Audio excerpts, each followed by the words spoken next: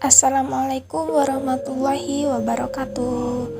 Perkenalkan, nama saya Nurmaliza Fazira. Saya dari Prodi Pendidikan Fisika Fakultas Ilmu Tarbiyah dan Keguruan UIN Sunan Kalijaga Yogyakarta. Saya di sini akan memaparkan tentang COVID-19. Virus corona adalah jenis baru dari coronavirus yang menular ke manusia. Virus ini bisa menyerang siapa saja, seperti lansia, orang dewasa, anak-anak, termasuk ibu hamil. Infeksi virus corona disebut COVID-19 dan pertama kali ditemukan di kota Wuhan, Cina pada akhir Desember 2019. Virus ini menular dengan sangat cepat dan telah menyebar ke hampir semua negara, termasuk Indonesia, hanya dalam waktu beberapa bulan. Coronavirus adalah kumpulan virus yang bisa menginfeksi sistem pernafasan. Pada banyak kasus, virus ini hanya menyebabkan infeksi pernafasan ringan seperti flu. Namun, virus ini juga bisa menyebabkan infeksi pernafasan berat seperti infeksi paru-paru. Gejala awal virus corona atau COVID-19 bisa menyerupai gejala flu, yaitu demam, pilek, batuk kering, sakit tenggorokan, dan sakit kepala.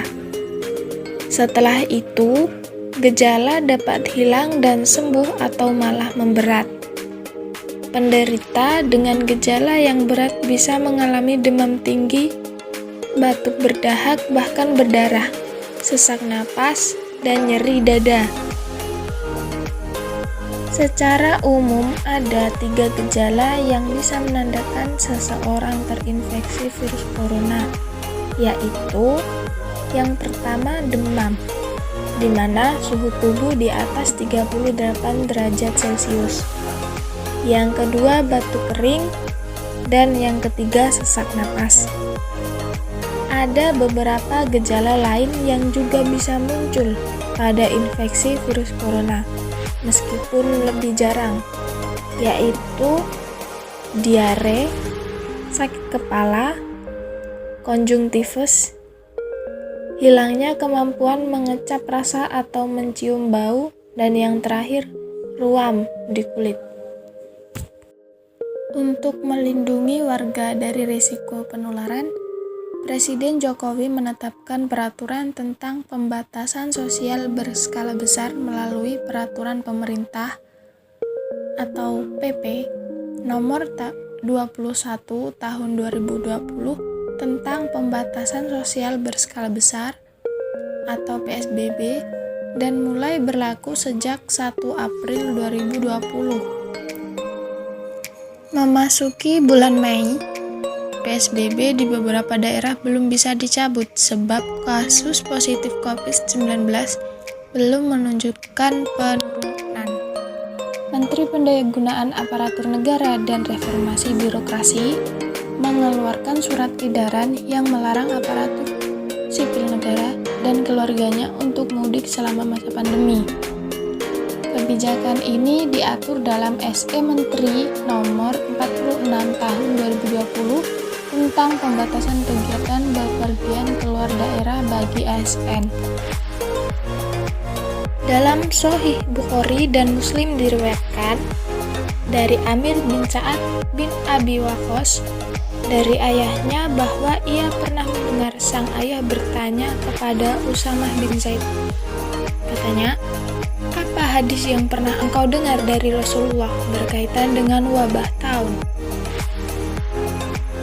Kemudian Usamah menjawab, "Rasulullah pernah bersabda, wabah taun adalah kotoran yang dikirimkan oleh Allah terhadap sebagian kalangan Bani Israel dan juga orang-orang sebelum kalian. Kalau kalian mendengar ada wabah taun di negeri, janganlah kalian memasuki negeri tersebut. Namun, bila wabah taun ini menyebar di negeri kalian, janganlah kalian keluar dari negeri kalian menghindar dari penyakit itu.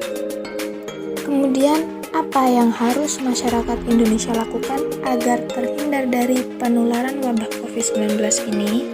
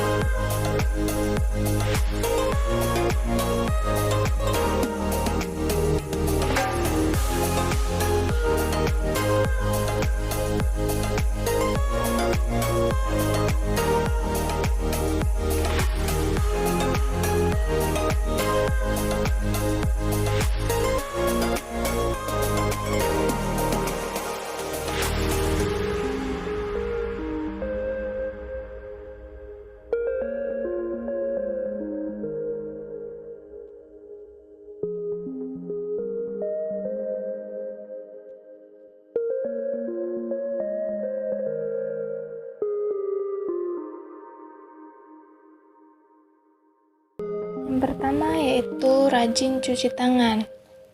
Mencuci tangan pakai sabun adalah hal yang penting dalam upaya mencegah diri dari berbagai jenis organisme jahat, termasuk virus COVID-19 ini.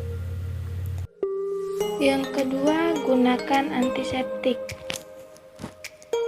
Antiseptik atau hand sanitizer umumnya memiliki kandungan alkohol yang berfungsi membunuh kuman yang ada di tangan Anda, meskipun tidak 100%. Yang keempat, tetap di rumah. Anda masih diperkenankan untuk keluar dari rumah jika memang dalam kondisi tertentu, dan tetap mengikuti anjuran dari Kementerian Kesehatan terkait tata cara yang baik saat keluar masuk rumah selama pandemi berlangsung. Dan yang kelima, jaga jarak. Dimanapun Anda berada, sebaiknya upayakan menjaga jarak dengan orang di sekitar Anda, setidaknya minimal 1 meter jauhnya. Yang keenam, pakai masker. Baik teman-teman, sekian dari saya, kurang lebihnya mohon maaf yang sebesar-besarnya. Jika ada kekurangan, mohon kritik dan sarannya. Akhirul kalam, wassalamualaikum warahmatullahi wabarakatuh.